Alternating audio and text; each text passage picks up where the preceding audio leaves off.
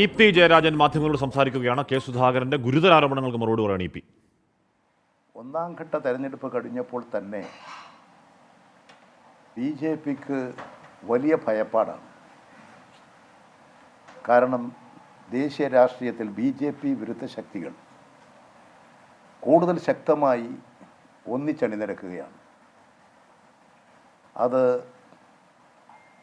ഇവിടെ ഇന്ത്യയിലെ ഇടതുപക്ഷ മതേതര ശക്തികൾക്ക് വലിയ പ്രതീക്ഷ നൽകുന്നതാണ്.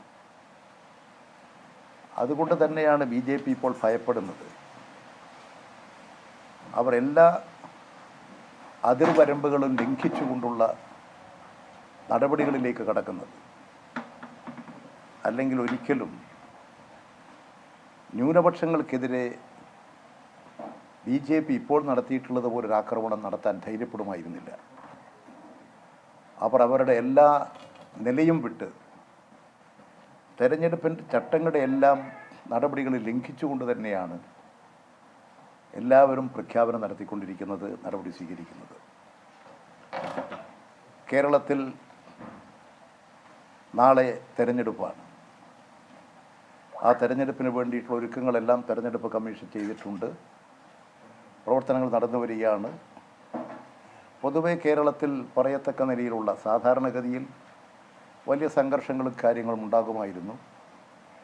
ഇന്നലെ ഈ കലാശക്കൊട്ടിൻ്റെ രംഗത്താണ് ചെറിയ ചെറിയ സംഭവങ്ങൾ ഉണ്ടായത്. ആ ദൗർഭാഗ്യകരമായ സംഭവങ്ങളും എല്ലാവരും കൂടി ആലോചിച്ചിരുന്നെങ്കിൽ ഒഴിവാക്കേണ്ടതായിരുന്നു. തീർച്ചയായും കേരളം പോലുള്ളൊരു സംസ്ഥാനത്ത് ഒരു സംഘർഷങ്ങളും ഒരു സംഘടനകളും ഒരു പാർട്ടിക്കും ഒരു മുന്നണിക്കും ഗുണം ചെയ്യുന്നതല്ല. പക്ഷേ പരാജയപ്പെടാൻ സാധ്യതയുള്ളവർ, വിജയസാധ്യതയുള്ള ഇടതുപക്ഷ മുന്നണിക്കെതിരായി എല്ലാ തരത്തിലുള്ള നെറികെട്ട പ്രവർത്തനങ്ങളും സംഘടിപ്പിച്ചുകൊണ്ടിരിക്കുകയാണ്. അതിൻ്റെ ഭാഗമായിട്ട് തന്നെ ഇടതുപക്ഷ മുന്നണിയുടെ നേതാക്കളെയും അതുപോലെ തന്നെ ഇടതുപക്ഷ മുന്നണിയുടെ മന്ത്രിമാരെയുമെല്ലാം കടന്നാക്രമിക്കാനും അടിസ്ഥാനരഹിതമായ പ്രശ്നങ്ങൾ ഉയർത്താനും അവർ ശ്രമിക്കുകയാണ്. ഇവിടെ കേരളത്തിൽ തന്നെ നിങ്ങൾക്കെല്ലാം അറിയാം, എത്രയോ വർഷക്കാലമായി മുഖ്യമന്ത്രിയെ വേട്ടയാടുന്നു. അതിൻ്റെ അടിസ്ഥാനം കേരളത്തിൽ ഇടതുപക്ഷ പ്രസ്ഥാനത്തിൻ്റെ വളർച്ചയും കേരളത്തിൽ ഗവൺമെൻറ് ജനങ്ങൾക്ക് നൽകിക്കൊണ്ടിരിക്കുന്ന ജനസേവനപരമായ ജനങ്ങളുടെ എല്ലാ നിലവാരത്തിലുമുള്ള അഭിവൃദ്ധിക്ക് വേണ്ടി നടത്തിക്കൊണ്ടിരിക്കുന്ന പ്രവർത്തനങ്ങളും കേരളത്തിലെ പ്രതിപക്ഷത്തെയും ബി.ജെ.പിയെയും അലങ്കോലപ്പെടുത്തുന്നു, അലോസരപ്പെടുത്തുന്നു. അതുകൊണ്ട് തന്നെ അതിനെ തകർക്കാൻ വേണ്ടിയിട്ട് അടിസ്ഥാനരഹിതമായ ആരോപണം ഉന്നയിച്ചു.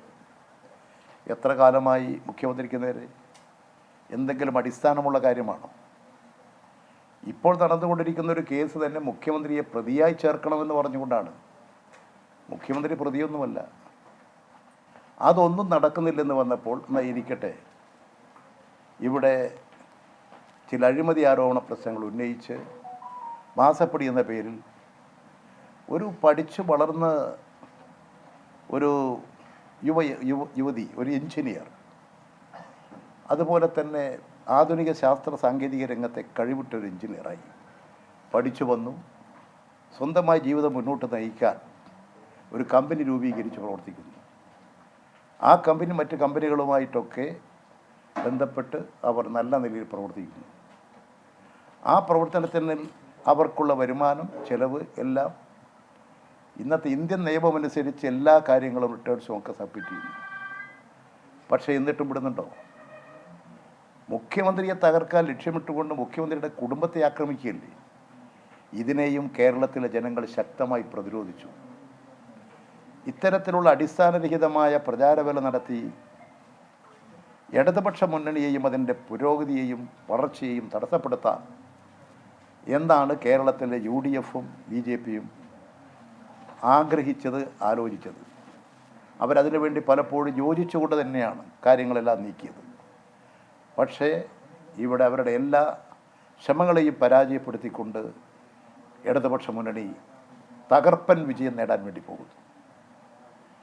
അത് ഈ മുന്നണിയുടെ വിജയത്തോടുകൂടി കേരള രാഷ്ട്രീയത്തിൽ ശക്തമായിട്ടുള്ള പലതരത്തിലുള്ള ധ്രുവീകരണങ്ങളും ഉണ്ടാകും.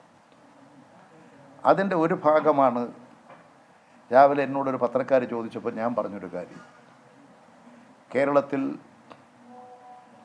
മുസ്ലിം ലീഗ് വളരെ നിരാശരാണ്. അതിൻ്റെ കാരണം നേരത്തെ ഞാൻ പറഞ്ഞതുപോലെ 1952 മലബാറിൽ നിന്ന് 2 MP-മാർ മുസ്ലിം ലീഗിന് ലോകസഭയിലുണ്ടായിരുന്നു. 52 മുതൽ. അന്ന് ഇവിടെ 3 MP-മാരെ ജയിപ്പിക്കുന്നതിലും മുസ്ലിം ലീഗ് മലബാറിൽ ഒരു സഹായങ്ങൾ ചെയ്തു. അതിൻ്റെ അടിസ്ഥാനത്തിൽ രാമകാരിയാട്ടിനൊക്കെ അന്ന് പിന്തുണ കൊടുത്തു ജയിച്ചു വന്നു.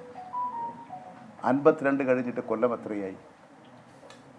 ഇപ്പോഴും ഇന്ത്യ യൂണിയൻ മുസ്ലിം ലീഗ് ഇ.പി. ജയരാജൻ മാധ്യമങ്ങളോട് സംസാരിക്കുകയാണ്. ഏറ്റവും കാതലായ കെ സുധാകരൻ്റെ വിമർശനങ്ങളെക്കുറിച്ച് മറുപടി പറയും.